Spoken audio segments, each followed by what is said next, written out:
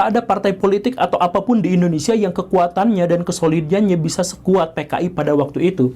Tetapi, nah ini masalahnya, PKI juga memiliki musuh-musuh yang sangat kuat. Setidaknya PKI pada waktu itu di Indonesia memiliki 3 musuh terkuat. Yang pertama itu adalah tentara. Angkatan Darat khususnya. Kenapa Angkatan Darat begitu membenci PKI? Alasannya adalah yang pertama karena Angkatan Darat sejak awal itu didoktrin untuk sangat nasionalis, didoktrin untuk mencintai bangsa dan negara sampai tetes darah penghabisan. Dan pada faktanya PKI setidaknya menurut Angkatan Darat itu adalah kelompok internasionalis. Bagaimanapun pragmatisnya mereka itu adalah bagian dari Komintern, komunis internasional. Maka jika Indonesia dicaplok oleh PKI, maka PKI akan menyerahkannya kepada Soviet. Dalam pahaman ini tidak mungkin kita bisa mempertemukan antara nasionalisme dengan internasionalisme. Dan masalah kedua yang lebih urgen adalah bahwa di akhir masa pemerintahan Soekarno, PKI mendapatkan akses atau kesempatan untuk memiliki senjata api. Angkatan Darat merasa hak monopoli persenjataan mereka itu diusik oleh PKI, dan PKI kemungkinan akan menggunakan itu untuk menghancurkan Indonesia dan membenamkannya sebagai bagian dari Soviet. Itu alasan kenapa Angkatan Darat benar-benar membenci PKI dan bersiap-siap untuk mengganyangnya. Kemudian musuh yang kedua itu adalah negara-negara Barat. Baraya tentu saja harus mengetahui bahwa di masa itu ada Perang Dingin. Perang Dingin itu memaksa negara-negara lain untuk berpihak pada satu pihak tertentu, pada blok tertentu. Kalau tidak komunis, ya liberal. Untuk menjadi netral itu sangat susah. Bahkan ketika Indonesia menjadi pelopor dari gerakan non-blok yang dimaksud itu banyak diantaranya yang sudah mulai ke kanan atau ke kiri, termasuk pada waktu itu Indonesia. Amerika Serikat dan Inggris secara khusus itu berpikir bahwa negara-negara di Asia dan Asia Tenggara itu kebanyakan sudah menjadi komunis. Jangan sampai Indonesia pun harus menjadi komunis pula.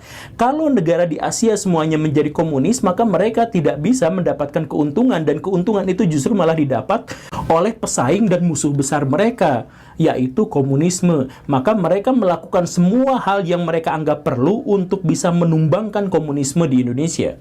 Kemudian musuh komunisme yang ketiga itu adalah kelompok Islamis, kelompok religius di Indonesia.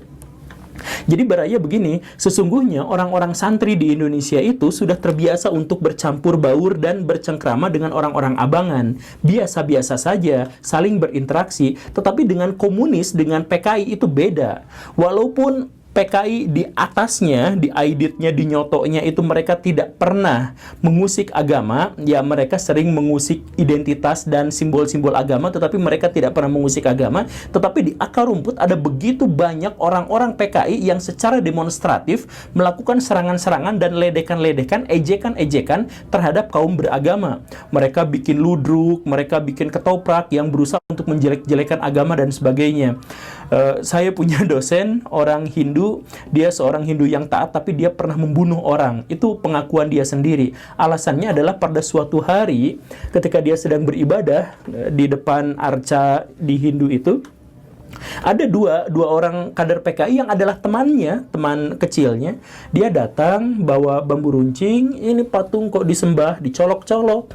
Nah, dosen saya itu marah luar biasa, sehingga ketika nanti pada akhirnya terjadi pembantaian PKI, maka tanpa dibayar pun dia dengan ikhlas membunuh temannya sendiri, karena temannya itu sudah mengolok-olok agama dan Tuhannya.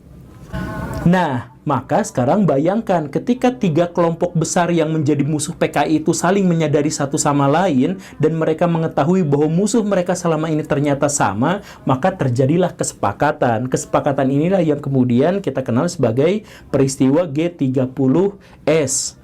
Walaupun ada begitu banyak teori tentang siapa sesungguhnya yang menjadi dalang dari peristiwa itu, orang-orang Indonesia sampai detik ini tetap akan dicekoki bahwa pelakunya adalah PKI. Kenapa seperti itu? Karena 3 kelompok besar ini selalu bersekutu untuk mempertahankan status quo, bahwa apapun yang terjadi, PKI lah yang pasti bersalah. Dan ini bertahan sampai sekarang. Kalau satu di antara 3 kubu itu diusik, maka isu PKI pasti akan muncul. Nah, ini ciri khasnya Baraya. Jadi misalkan begini, saya mohon maaf ya. Kemarin lalu ada kelompok Islam yang dianggap sebagai kelompok Islam radikal, digencet sama pemerintah, diejek oleh media massa dan sebagainya. Maka apa yang mereka lakukan? Mereka angkat isu bahwa PKI sudah muncul lagi, bahwa PKI telah bangkit kembali. Jadi Red Scare itu, rasa takut kita terhadap PKI itu benar-benar terdoktrin. Bukan hanya kelompok Islamis, ini kelompok tentara misalkan.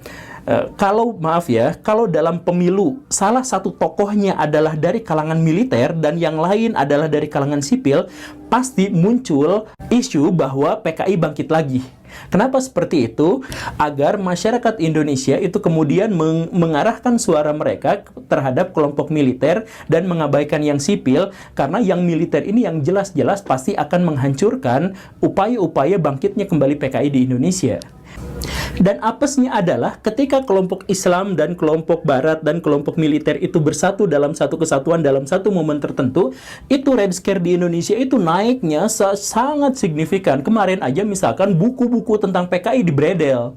Padahal buku-buku itu akademik, buku-buku itu menjelaskan tentang PKI dan sebagainya, tetapi itu dihabisi. Seakan-akan bahwa kita hanya harus mengenal PKI dalam satu versi saja. Versi yang lain benar-benar tidak boleh kita ketahui. Maka di sini saya pengen sampaikan Baraya bahwa melihat ideologi itu tidak bisa hitam putih. Ideologi itu sebagian besarnya adalah hasil dari spekulasi rasional. Jadi maksudnya dia bisa salah dan bisa juga benar, dan kebanyakan ideologi adalah gabungan di antara keduanya. Maka tidak mungkin kita bisa melihat ideologi 100% benar dan 100% salah. Kalau ada cerita yang menjelaskan bahwa satu pihak tertentu atau satu ideologi tertentu itu salah atau benar, maka cerita itulah yang pasti salah. Misal begini Baraya, Soekarno itu adalah pendiri negara kita dan kita sepakati kepahlawanannya, tetapi Soekarno melihat bahwa PKI itu memiliki dasar-dasar yang sama dengan dirinya dalam hal revolusioner, dan PKI itu sama dengan kepribadian bangsa dalam hal gotong royong. Soekarno menolak komunisme dalam beberapa bagian, tetapi menerima bagian yang lain. Kan kurang lebihnya seperti itu saya pikir cara yang lebih ideal. Atau kalau kita misalkan mengetahui Amerika Serikat, sebenci-bencinya Amerika Serikat terhadap komunis, mereka masih menggunakan ide-ide komunisme khususnya dalam beberapa kebijakan ekonomi mereka. Soal subsidi, soal pajak progresif, dan lain sebagainya. Artinya, mereka menempatkan ideologi itu sebagai satu wawasan yang bisa diterima dalam satu dimensi tertentu dan ditolak dalam dimensi yang lain. Maka kita juga semestinya harus memperlakukan PKI dengan cara yang seperti itu, memperlakukan komunisme dengan cara yang seperti itu, dan pada faktanya kita memang melakukan hal yang semacam itu, tetapi kita tidak mau mengakuinya.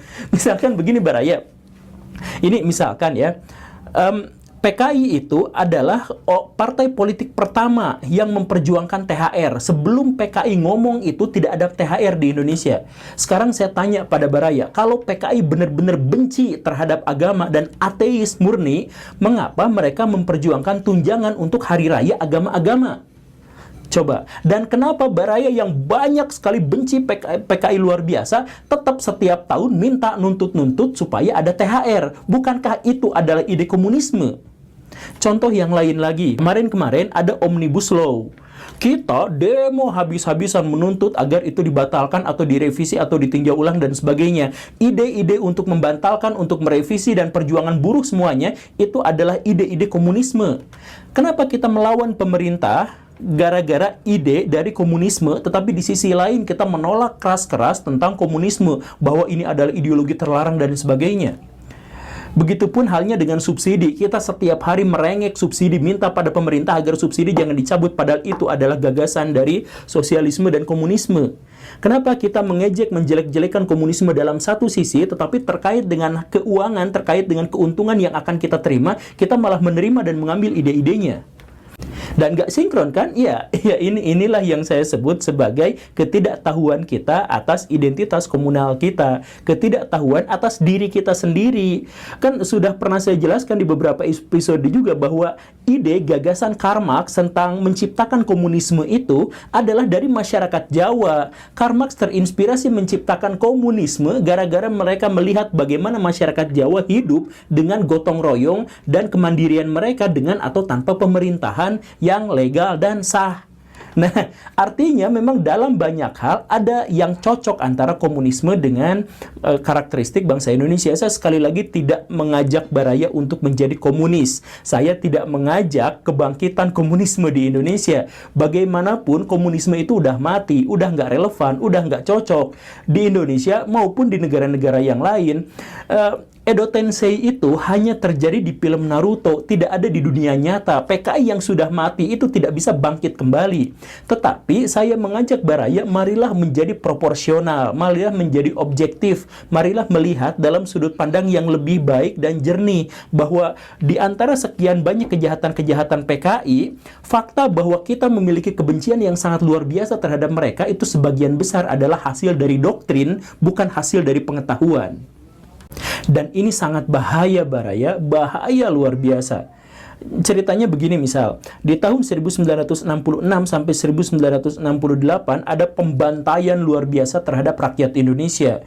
Angkanya tidak pasti, tapi sekitar 200 sampai 2 juta manusia di Indonesia itu dibantai. Kenapa terjadi seperti itu? Karena diduga mereka PKI. Tetapi pada faktanya adalah kebanyakan yang dibantai itu adalah orang-orang yang bukan PKI, hanya diduga PKI atau bahkan sama sekali tidak berafiliasi dengan PKI. Yang terjadi adalah mereka pernah dapat sembako gratis dari PKI, itu dibantai, sampai bayi yang baru dilahirkan itu dibantai dan rumahnya diambil alih oleh para pembantai. Kejadian-kejadian seperti itu adalah nyata dan fakta.